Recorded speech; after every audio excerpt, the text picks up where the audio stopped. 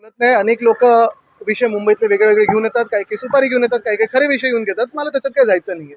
आता निवडून आल्यानंतर अर्थात गेल्या 5 वर्षात आपण पाहिलं असेल, वरळीमध्ये पहिल्या टर्ममध्ये दोन्ही भाऊंच्या सहकार्याने, आशिषजींच्या सहकार्याने, सगळे आमच्या स्थानिक कार्यकर्ते असतील त्यांच्या सहकार्याने आपलं नामजोशीचं असेल, नायगावातलं असेल किंवा वरळीतलं आमचं बिर्डीचे चाळचं जे रिडेव्हलपमेंट आहे, अनेक वर्ष रखडलेलं होतं, ते आम्ही मार्गी लावलेलं आहे. वरळीतच साधारणपणे 10,500, नायगाव आणि बिर्डी हे 2,500 परिवारांना घरं नवीन मिळणार आहेत.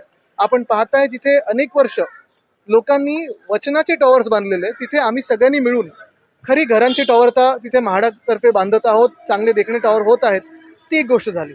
तसंच वरळीमध्ये गेल्या 5 वर्षात मागच्या दोन्ही आमदारांनी जे काम केलेलं आहे त्यांच्या सहकार्याने आपण पाहत असाल, तिकडचं आमचं इमोजिस रोडवरच्या अनेक ज्या स्लम सोसायटीज होत्या, मग त्याच्यात जिजामाता नगर असेल, मरियम्मा नगर असेल, सगळे VP नगर वगैरे हे सगळं आता मार्गी लागलेलं आहे. शिवाजीनगर मार्गी लागलेलं आहे.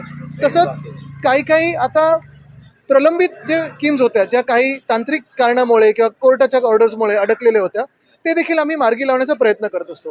त्याच्यामुळे आम्ही अनेकदा इथे येत असतो आणि ते मार्गी लावतो. काही लोक अडकाटी निर्माण करण्याचा प्रयत्न करतात, काही लोक सहकार्य करण्याचा प्रयत्न करणार, ते करणार. काल तुम्ही आयुक्तांना पत्र देखील हो,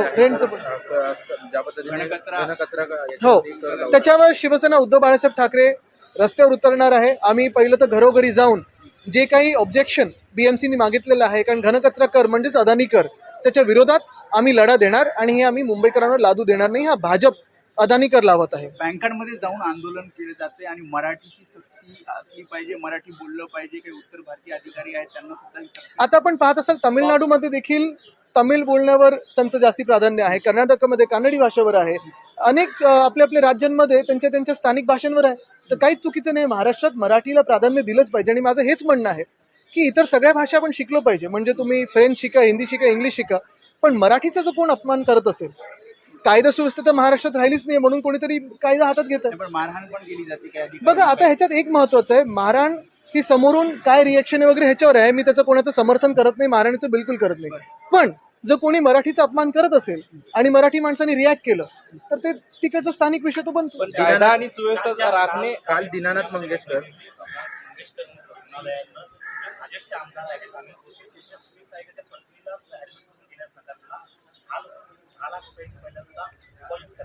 आता त्या हॉस्पिटलवर काय कारवाई करणार आम्ही सगळ्यांनी लक्ष ठेवून आहे.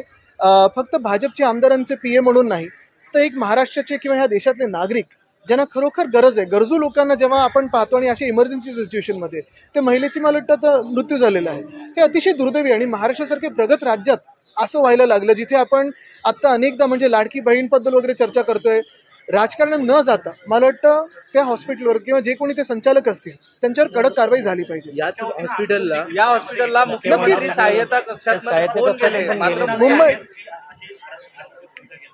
बघा, एक आहे की जर मुख्यमंत्री कार्यालयातून आणि सहायता कक्षातून 5 वेळा फोन गेले, मला वाटतं काल मी बातम्यांमध्ये पाहिलं, हे होऊन मुख्यमंत्र्यांचं जर ऐकत नसतील तर मग नक्की हा माज कोणाचा आहे, ही मस्ती कोणाची, हे उतरवणं काम हे मुख्यमंत्र्यांचं.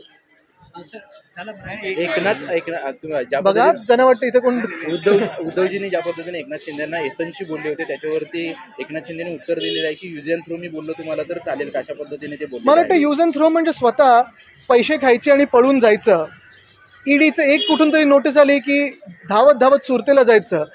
हे यूज अँड थ्रो स्वतःचे झालेले आहेत. आता त्यांची परिस्थिती भाजपने यूज अँड थ्रो केलेली आहे हे त्यांना लक्षात आलंय आणि तरी देखील हातपाय मारण्याचा प्रयत्न आहे. भाजपकडून कुठेतरी एशन्सी प्रयत्न करत आहेत, त्यांचा गट जो आहे की सगळीकडून कचरा आता गोळा केलाय, आम्हाला आता तुम्ही वाचवा. वक्फ बोर्डाच्या विधेयक मंजूर होत असताना, मतदान होत असताना शरद पवार त्यासोबतच त्यांच्या पक्षाचे 2 खासदार सुद्धा अनुपस्थित होते. काही आजाराचं कारण देतात, मात्र तुम्ही जी माहिती नाही. बघा, आमचं तर भूमिका स्पष्ट आहे.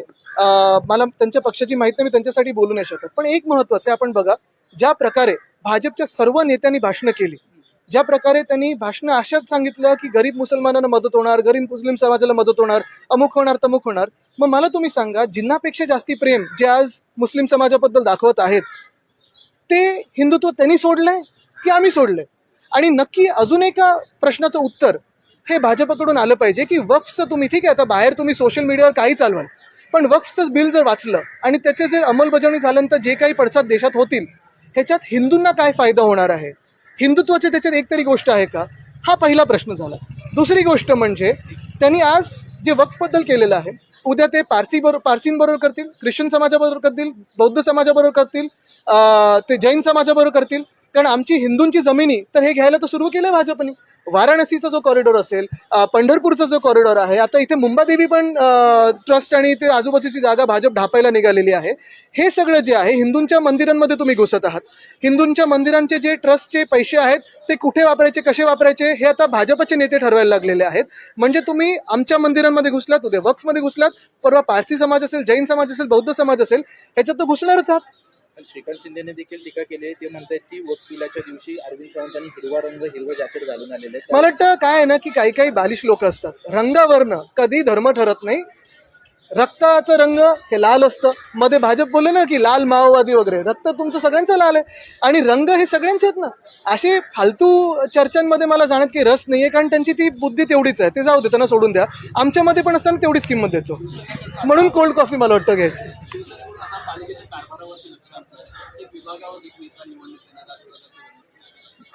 कोणाकडून? आमच्याकडून आम्ही प्रत्येक विभागात तर आहोत, पण सगळ्या पालिकेमध्ये. आता पुण्यात तुम्ही पहा, नाशिकमध्ये पहा, नगरमध्ये पहा, नागपूरमध्ये पहा. एकंदर महाराष्ट्रात शासन चालतंय की नाही चालत आहे हाच प्रश्न आहे ना. आता मुंबईत तुम्ही मला सांगा, पाण्याचा प्रश्न आहे की नाही आहे, कचऱ्याचा प्रश्न आहे की नाही, त्याच्यावर अदानी कर लावला जातोय. BSTवर जनरल मॅनेजर नेमलाय का एवढ्या मोठ्या संस्थेवर? नाही. विजेचा प्रश्न, विजेची दरवाढ आता पुढच्या महिन्यापासून होणार आहे. हे सगळे विषय आहेतच मुंबईमध्ये. काय तर ते सगळे ठीक आहे, जाऊ दे.